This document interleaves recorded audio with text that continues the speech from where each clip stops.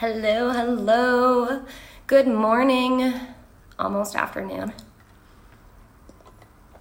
I just put my lipstick of the day on and I put a little too much, so I had to wipe it on my hand. But that's what we do. Today I wanted to talk about some of the big mistakes I've made in launching an online course.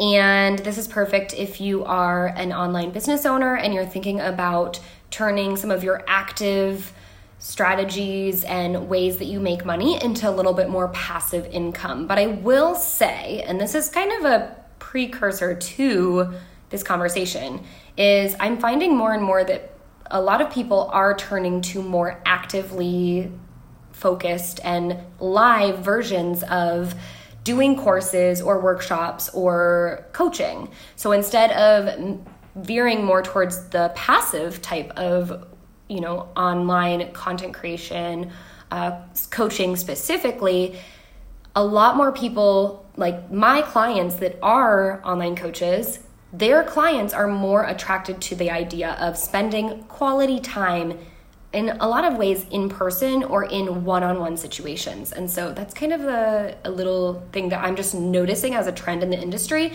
is things are going much more high touch. And actually, I didn't notice this. My coach, Shauna Van Bogart, noticed this, and we had lots of conversations about it, and the interest of people kind of going away from online courses and going more towards a more personalized experience. And that's what's happened to us and for us in a way in this world of so much content and so much passiveness, in a sense, that people are craving that connection. So that's just one thing. And if anything, it's kind of a good learning lesson if you are creating an online course to identify what is a way that I can bring more connection to this course, whether that's through accountability or through random private coaching opportunities, and not having it be 100% totally and completely passive, because it can just make it more special and more meaningful and more valuable to the people who are going through the course. But aside from that, and that's just kind of a little side nugget, but some additional mistakes I have personally made in running an online course, these are the ones I wanted to share because I think they're great learning lessons, and I do continue to see some of my clients make these mistakes. Now, I'm not a business coach per se, but I do talk to my clients about business, and especially the decisions they're making in terms of what they're investing their money into.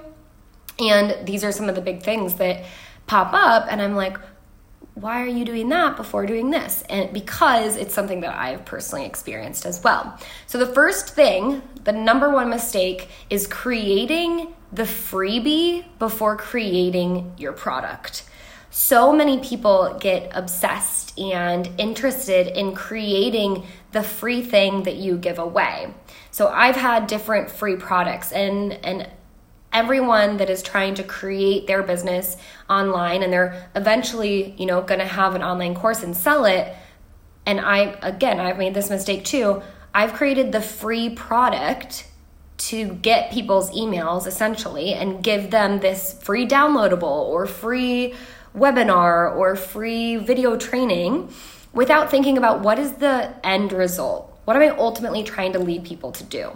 And so if you're creating an online course, you can't start with the free product. You have to back up and go, what is the ultimate end action I want people to take, which is sign up for my online course, and what is that going to be? And then work backwards. The freebie should essentially be the very last thing that you create when creating an online course. The second thing is, a lot of what I've done in the past is create the actual product before testing its viability or the idea and seeing if it's going to be good, as well as potentially pre-selling the product. So I see a lot of people do this, and in some cases it works, but for so many entrepreneurs, online business owners, they'll create an entire product, and I've done this before too, put it out into the world, and then it's crickets. Nobody wants to buy it because they don't really know what people want. They think this is what people need, so I'm going to sell it to them, but the buyers aren't there. There's so many ways to avoid this, to avoid the crickets, and it's just either going through a beta model and not putting all of your time and effort and energy and even investment in creating the content, creating the modules, creating all the videos and doing all of that before seeing if it's even going to sell. So instead, what you can do is you can pre-sell it and know that, okay, this is going to be at a beta price, but if you enjoy it, you're going to get lifetime access. Maybe you'll be able to see this product evolve, and they're going to get to enjoy the experience with you while you build it out. And they're, those people who are the early adopters essentially get to help develop the course with you.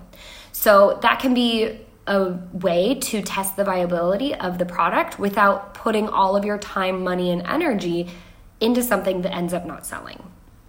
Not saying yours won't sell, but it's just a good way to avoid the risk of that happening, to mitigate that risk.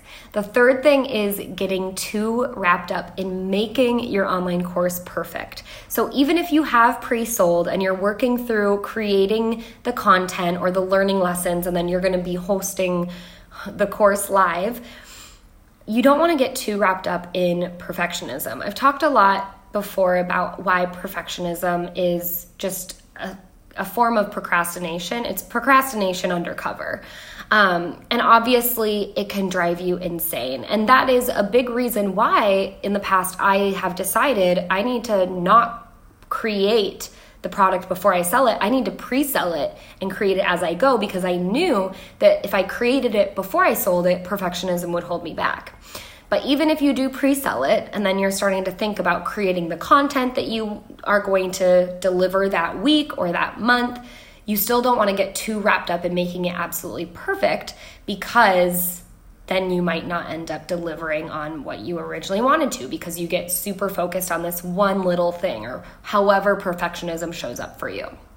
The fourth mistake that I have made in launching and building out online courses is not asking for feedback, despite how difficult and uncomfortable that can be. Asking for feedback is not really fun, because essentially what you're doing is opening yourself up to receiving, potentially criticism. And criticism is hard to take, but obviously feedback in a constructive manner can be very, very helpful for you to understand what do the people want. And ultimately, when you create a course or content or anything, you're creating it for the people. You're not creating something that you want, you're creating something that they want. And so getting that feedback and understanding, what worked, what didn't, and how can I change this is going to help you then take that course from maybe it was in the beta testing phase now into the live launch phase, and not see, not get crickets a second time. And the fifth mistake I've made in building an online course is not tweaking the course or reviewing it yourself to make it that much better. So I've had courses in the past where, even if I did ask for feedback, I finally was like, okay, I'm going to do it. I'm going to ask for the feedback. I get the feedback, but then I don't take that and actively implement it. So now I have specific systems in place where once I get the feedback, I have to open it up, I have to read through it, and then I immediately have to implement it. So I have time in my day where if I get feedback today, if I get a survey in from someone who's taken my course, and I have regularly automatically put in places where they can give me feedback. So I'm already automatically asking for it instead of having to manually be like, hey, so what'd you think? So I basically am outsourcing that through automation, but then when it comes in, I have to take that, put it into my task management software, which I use Asana, and schedule it for the next day to read that feedback and implement whatever it is. So I block out time. And if I don't have time that day, it has to be done by the end of the week. And that's just a commitment that I make so that I am for sure implementing the feedback I get and reviewing the course to make sure it's continually getting better and better and better. So those are some mistakes I've made. They're mistakes I see a lot of my clients or other people make. And I think they're really great to share because it's something that you could potentially learn from and not make those mistakes when you launch your online course. So think about it. I hope it's helpful, and I will see you next time. Bye.